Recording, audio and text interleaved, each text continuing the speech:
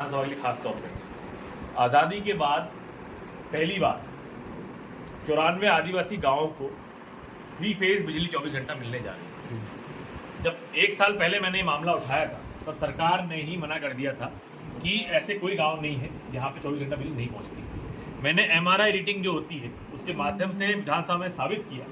बाद में मंत्री जी और सरकार ने भी इस चीज़ को माना है कि मिक्स मीटर चल रहे थे। ये कार्य जो है ये 2010 में शुरुआत हुई थी और 2019 में पूरे भारत में संपूर्ण कर दिया गया था फीटर विभक्तिकरण यानी फीटर सेपरेशन का कार्य। 2 तरह के फीटर होते हैं, एक होता है कृषि फीटर और एक होता है डोमेस्टिक फीटर। डोमेस्टिक फीटर से गांव में लाइट जाती है और कृषि फीटर से खेत में जाती है, तो 3 फेज ही जाती है। लेकिन मेरी विधानसभा में 94 गाँव ऐसे थे जहाँ पर डोमेस्टिक फीटर और क्या बोलते हैं कृषि फीटर का विभक्तिकरण नहीं हुआ था और मिक्स फीटर के माध्यम से ही वहाँ बिजली पहुँचाई जा रही थी।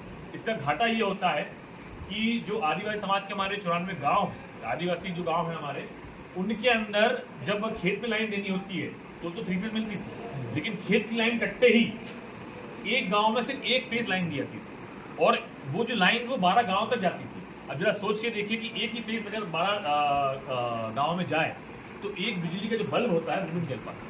ये सच्चाई है। आप किसी भी आदिवासी गांव में आप जाएंगे, पूछेंगे टिमरनी विधानसभा में, तो बता देंगे कि हमको 3 फेज 24 घंटा बिजली नहीं मिलती है। ये कार्य टिमरनी में, सिराली में, हरदा में तो हो चुका था, बड़े बड़े गाँव में हो चुका था, लेकिन 94 गाँव मेरी विधानसभा के छूट गए और 37 करोड़ रुपए का कार्य, इसके अंदर हम फीटर विभक्तिकरण का कार्य भी करने जा रहे हैं।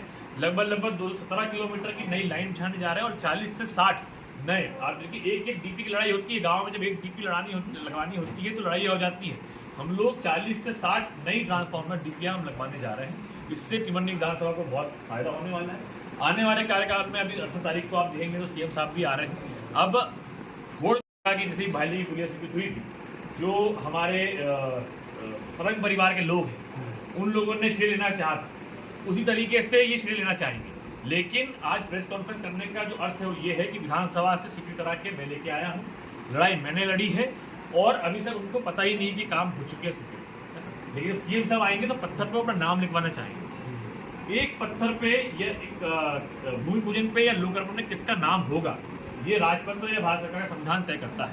उसमें 44 नाम होते हैं, उसमें पूर्व विधायक कोई नाम नहीं होता। लेकिन क्या है कि सरकार में होने के कारण कलेक्टर पे दबाव डालकर वो अपना नाम वहाँ लिखवाने का प्रयास करेंगे, ऐसी मुझे शंका है और यकीन है। आप देख लीजिए कौन है वो, पूर्व विधायक जी जो हैं पतंग परिवार से आते हैं, संजय जी। बीजेपी से नहीं आते। शुरुआत तो देखिए उनकी पतंग परिवार से ही हुई थी, क्योंकि मैंने कई मौकों पे देखा है लोग कहते हैं कि पार्टी हमारी माँ है, पार्टी हमारी माँ, हम मानते हैं पार्टी हमारी माँ है। लेकिन जब संजय शाह जी ये चीज़ कहते हैं कि पार्टी हमारी माँ है तो जो हंसी आती है, क्योंकि उसी माँ के पीठ पे उन्होंने 2008 में चाकू घूपा था और पतंग उड़ाई थी। आप लोग गवाह हैं इस चीज़। ऐसे कितने गांव है टिमरनी विधानसभा के जो इस योजना से लाभान्वित हो? 94 गाँव और 94 गाँव के अंदर 2 साल के अंदर 24 घंटा 3 फेज लाइन फिल्टर विद्युतीकरण कार्य पूर्ण करके हम दे देंगे। पर तार काटते हुए बंधुआ द्वारा तार काटा गया, इसके लिए क्या होना चाहिए? देखिए ये विषय अलग है। ये विषय जो है ये भीमपुरा सब स्टेशन का है, वहाँ से भी कुछ लाइंस निकल रही हैं। 2 साल पहले उसको सूचित कराया गया था, लेकिन पत्रकार खां में अनुमति मांगने के बाद भी